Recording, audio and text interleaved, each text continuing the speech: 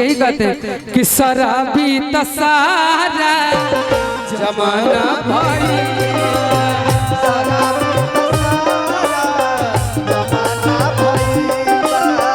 शराबी तसारा जमाना भाई,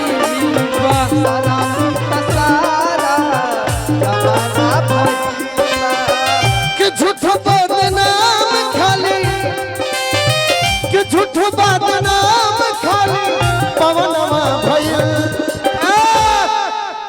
झूठो बदनाम खाली कि बिकुआ भइल बा, अरे गोलुआ भइल बा, चंदनमा भइल बा, शराबी तसारा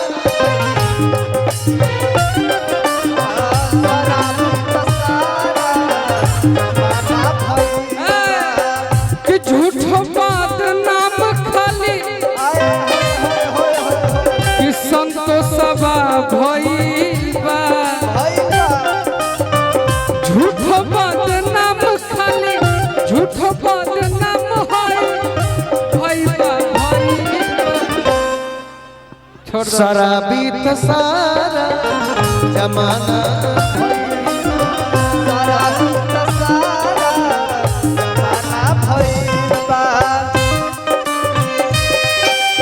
दिल धड़काना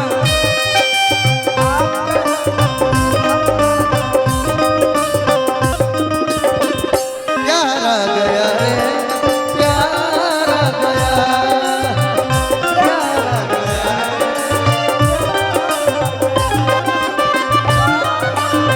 जमाना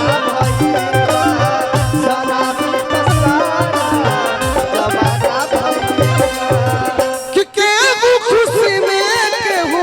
गम में बपिया,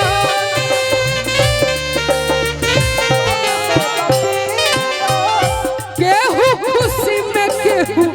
गम में बपिया,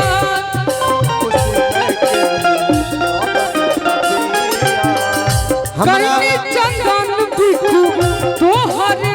बसिया,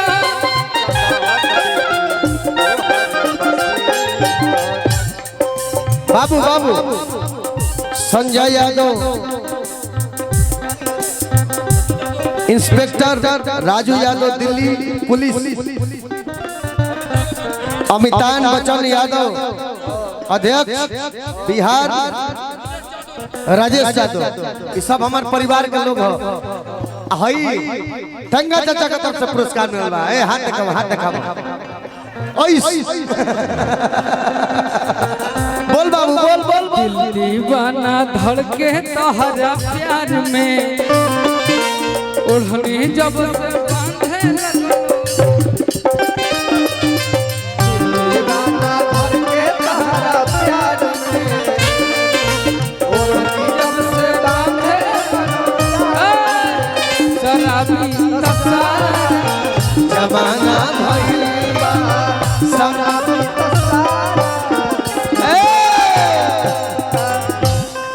यही पर मार दो ना बाबू, मार दो कि ई जवनिया भइल दारू, तो फोन न किस उठाओ, फोन ना उठाओ। हेलो, आज के बाद किसी का फोन मत उठाना।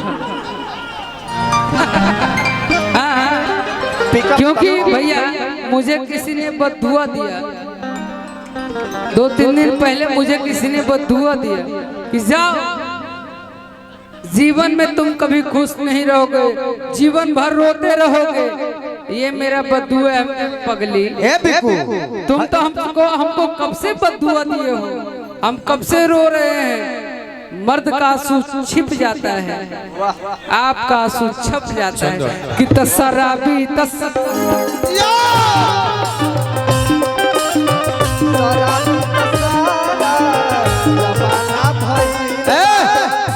हेलो रुको, ई जवनिया भइल दारू, केहू पिए वाला बा,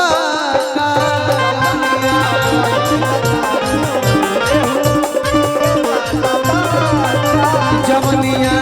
भइल दारू, केहू पिए वाला बा।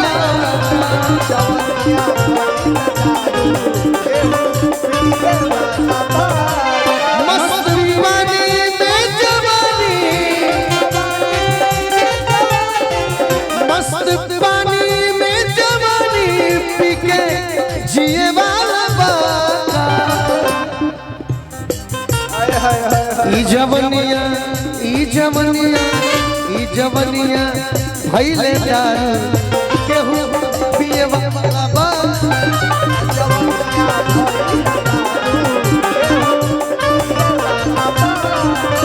जवनिया भइले किसी की याद सताए शराब पीए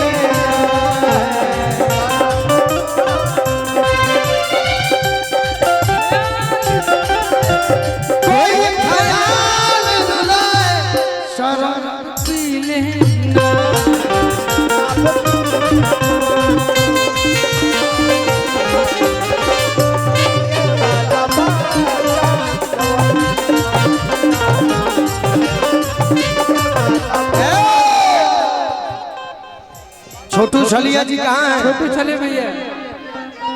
छोटू छलिया भैया कहाँ हैं मेरे? गोलू भैया, छोटू छलिया भैया इधर आइए, आ जाइए।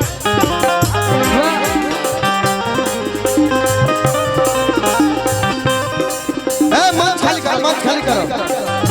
हटा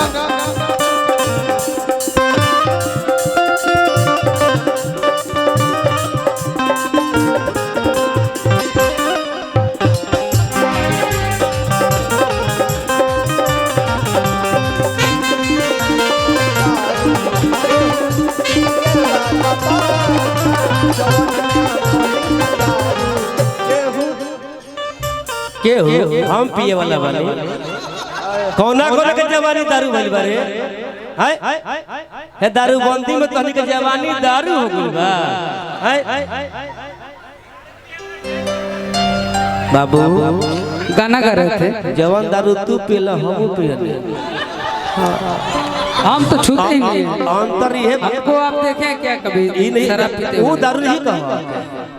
ये दारू तो कभी भी पी जा सकते हैं। ऐसा के दारू कनी अरे बाबू जवानी वाला ए दारू से खराब नशा लड़की के होला दारू से खराब लड़का नशा लड़की के होला